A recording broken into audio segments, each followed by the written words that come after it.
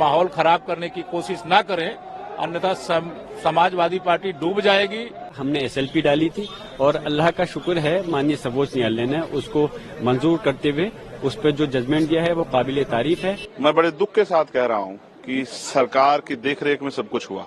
मैं सर्वोच्च न्यायालय का जो फैसला है और जो उन्होंने जिस तरह की रोक लगाई है वो प्रशंसनीय है।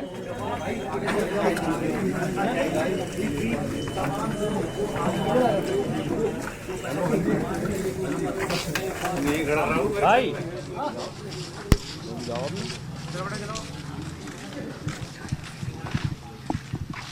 पहली तो सुप्रीम कोर्ट ने कहा, जो डिस्ट्रिक्ट एडमिनिस्ट्रेशन को रिप्रेजेंट कर रहे थे एडवोकेट, उनसे कहा कि पीस और हार्मनी मेंटेन रहना चाहिए, मतलब अमन और शांति मेंटेन रहे। दूसरी बात ये कही कि अगर आपको 19 नवंबर 2024 का ऑर्डर आप चैलेंज कर रहे हैं, अपील फाइल कर रहे हैं हाईकोर्ट में, तो वो अपील 3 दिन के अंदर हाईकोर्ट में लिस्ट हो, एक बात। और दूसरी बात, जब तक वो अपील की सुनवाई नहीं होगी हाई कोर्ट में, तब तक निचली अदालत में, सिविल जज की कोर्ट में, संभल में जो सूट है वो आगे प्रोसीड नहीं करेगा, वो स्टे हो गया, स्टे ऑफ प्रोसीडिंग हो गया। और तीसरी बात उन्होंने अहम ये कही कि अगर कोई एडवोकेट कमिश्नर की रिपोर्ट है, सर्वे रिपोर्ट, उसको सील कवर में रखा जाएगा और उसको सील रखा जाएगा। सुप्रीम कोर्ट ने कहा कि आप इस ऑर्डर को हाई कोर्ट में चैलेंज करिए और अगर हाई कोर्ट में चैलेंज करते हैं तो 3 वर्किंग डे के अंदर सुनवाई हो। साथ ही साथ सुप्रीम कोर्ट ने कहा है कि एडवोकेट कमीशन की रिपोर्ट जो है वो सील कवर में दाखिल की जा सकती है। और साथ ही साथ कोर्ट ने यह भी कहा है कि हम इस केस के मेरिट्स पे कोई एक्सप्रेशन या कोई ऑब्जर्वेशन नहीं दे रहे हैं, ये सारी बातें हाई कोर्ट डिसाइड करेगा।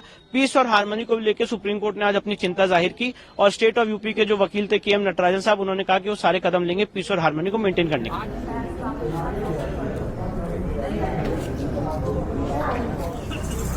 माननीय न्यायालय का हम सम्मान करते हैं। सर्वोच्च न्यायालय ने जो भी आदेश दिया है हम उसका सम्मान करेंगे, उस आधार पर काम करेंगे।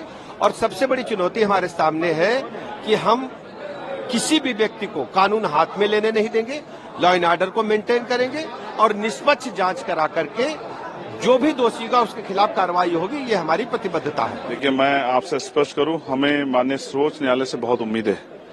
ये पहला फैसला नहीं है।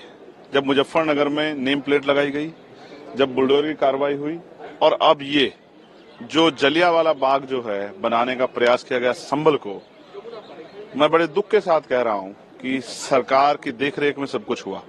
मैं सर्वोच्च न्यायालय का जो फैसला है और जो उन्होंने जिस तरह की रोक लगाई है वो प्रशंसनीय है। मैं माननीय न्यायालय के फैसले का स्वागत करता हूं और समाजवादी पार्टी और उनके गुंडों, अपराधियों, माफियाओं, दंगाइयों को हिदायत देता हूं कि माहौल खराब करने की कोशिश ना करें, अन्यथा समाजवादी पार्टी डूब जाएगी। खोजेंगे दूरबीन लेकर के भी तो पता नहीं चलेगा।